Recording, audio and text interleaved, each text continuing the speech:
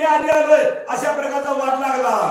एक म्हणती आलो पहिले, तुझ्या म्हणती नवल झाले, शेती राखून ठेविले त्यासी काय झाले. एक म्हणतो मी आधी आलोय, तू म्हणतो आधी आल्यामध्ये काय झालं मी परवा दिवशी सांगून ठेवलंय. अशा प्रकारचं भांडण मावशी रक्षणासाठी. पहिले होतासी राखण तरी बाते घे पा मोजून, अमुक घ्यावया अंगवन सर्वदा जाण तुझा. काय म्हणतो एक पहिले राखण होता तर नियमाप्रमाणे वाट्याला येईल तसं घ्यायचंय बघ, हक्क चालवायचा नाही अशा प्रकारचं बोलणं एकमेकांचं आहे. बळे घेऊ जाय आवेशी तुझ्या त्या ते सबुद्ध धुमसी, भोग सुटली रणभूमीसी कलह भूतासी लागला. ह्या वाक्याला जबरदस्तीनं हात घालणारा चेतल्याचं सोडणार नाही पण असं इकून एकाला भुतावली मारू लागले. अशा प्रकारचा मांसासाठी कलह लागला गेला. सकळा श्रेष्ठ चामुंडायनी तिने देखुनी जोट धरणी, सकळा समीप बोलावून तुझे भांडणी काय. आता सगळ्यात श्रेष्ठ चामुंडा देवी असावे सांगितले गेले आणि ती रक्ताचा पाठ किंवा मांसकट बघून तिचे काहीतरी महत्व वर्चस्व काहीतरी पाठीवर मालकीन असावी. ती जरा येऊन जास्त बडबड करून मला हिस्सा जास्त पाहिजे असं म्हणायला लागले. तेही सांगती वृत्तांत येरी गदगदा हसत, तुमचा कलह समस्त लागला येत तोडावा. त्या टायमाला चामुंडा म्हणते ही बाकीची भांडणं करायला लागली, ती हसायला लागली आणि हसून उपरी आपलं वर्चस्व प्रतिपादन करण्यासाठी काय म्हणते. श्रीराम रणमाजारी पीक आलेसी गुमरी, तुम्हासी भांडणा परस्परी भक्षावारी लागले. तिने धार्मिक पद्धतीने बोलायला सुरुवात केली या चामुंडीनं. आणि रामाची आणि या मांसाचं जे काय पीक आहे ती पीक गोडी गोळ्यामध्ये वाटून घ्या, एकमेक भांडण करू नका चामुंडा बोलायला लागली. पूर्वीले वेळ हनुमंते विभागुण यथार्थे, समजावून सकळाते केली बुधे पै. अगं महागडच्या टायमाला या रामाच्या क्षेत्रामध्ये बरंच पीक हनुमंताने पिरून आणलं होतं. त्या टायमाला वाटून भाग दिलता. पुन्हा रामाचं पीक येईल म्हणून सांगितलं होतं. ती इसरला काय तुम्ही.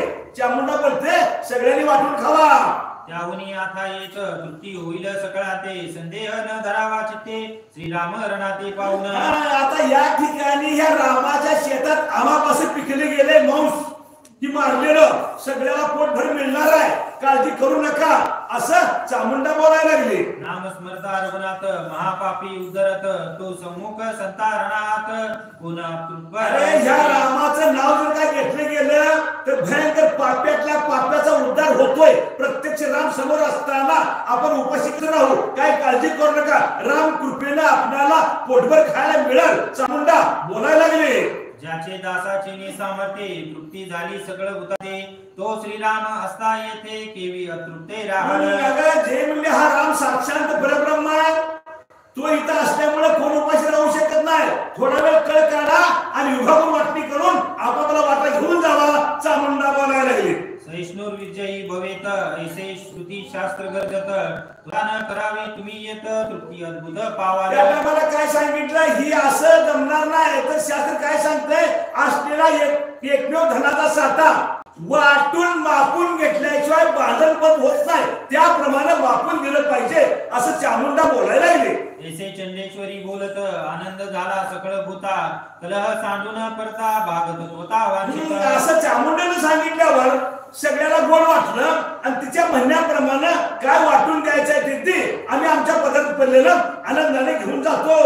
श्रीराम नेटका विंदानी आज्ञा पिले बाण लागुनी, आदरिणी भाग वाटणी सावधानी. अशा प्रकारचं भांडण शेवटी रामाकडे चाललं. रामानं बाणाला सांगितलं की बाणा त्यांचं लगात वाटून तुकडं काढून इसे करून दिली म्हणले. लय कला ते रामानं बाणाला आज्ञा केली. श्रीराम बाण तो मापारी नरकपाल कुडवे करी, मविता झाला अति कुसरी ठेवे तरी बलिरा. आता त्या ठिकाणी श्रीरामाच्या बाणाला रामाला आज्ञा दिल्यावर रामाच्या बाणाने तुकडा करून माणसाच्या त्या कवटीमध्ये कवटी असा भाग वाटून द्यायला लागले आणि त्याप्रमाणे ती भूतावळी घेऊन जावं लागले. 56 कोटी भूतावळी घेऊन आली भद्रकाळी, मानिनी भूतगणी सकाळी स्वामिनी बलिराज. आता 56 कोटी भूतावळीची मालकीन कोण भद्रकाली त्या ठिकाणी आली आणि माझा हिस्सा कुठं आहे अशा प्रकारे तंडू लागली. 9 कोटी सैन्या समवेत कात्यायनी पातळी येत, प्रजाभाग पै समस्त हातो हात तिने. 9 कोटी कांत्यायनी तिच्या समूळ भूतावळीस त्या ठिकाणी तिथं आली आणि माझा पण हिस्सा मला पाहिजे असं हात धरून